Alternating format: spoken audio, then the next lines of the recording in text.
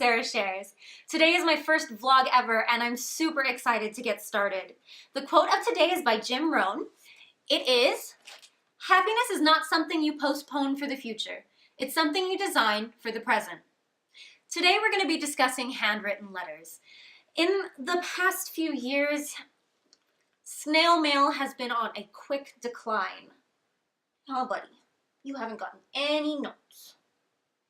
When I was younger, my mom used to have me write thank you cards for all the gifts that I got for my birthdays or Christmas, and I always dreaded doing it because I thought that it was a waste of time and no one cared.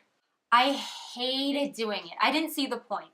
I figured that they knew I was grateful for their gift, and that was what was important, especially if I had already said thank you at the birthday party. But I found out years later, as a recipient of a thank you card, just how much it meant to be thought of again after giving that gift. When I was younger, for July 4th, I always happened to go to summer camp. It was how I liked to spend the holiday because there were fireworks and I could make friends. But most of all, I really liked the activities. And one of the activities were letter days. We had to write letters to our parents. And it's something that a few kids still enjoy, actually. According to NBC Nightly News, a show that aired on July 31st, 2018, there's a bunch of kids who still really enjoy writing letters home to their parents because it gives them the ability to express themselves in a way they say can't be expressed through a text, an email, or any online messaging. Whether that be through the paper that they use or the words they get to choose or how long they take to write it, they think it's a lot more personal.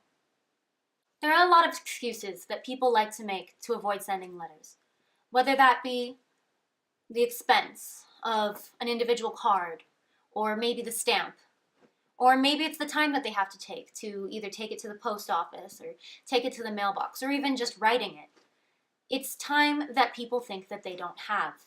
And unfortunately, according to Laura Freeman of Daily Mail, more than a quarter of people say they have not sent or received a handwritten letter in the past decade.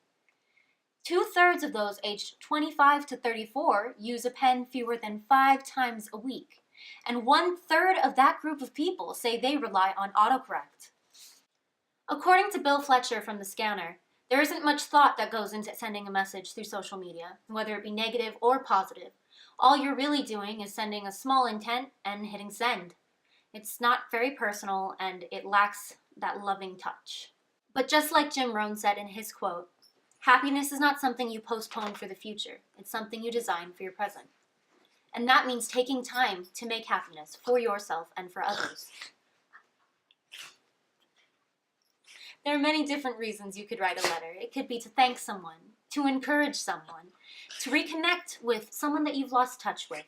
Maybe it's a get well soon card, or even a just because. People love receiving mail.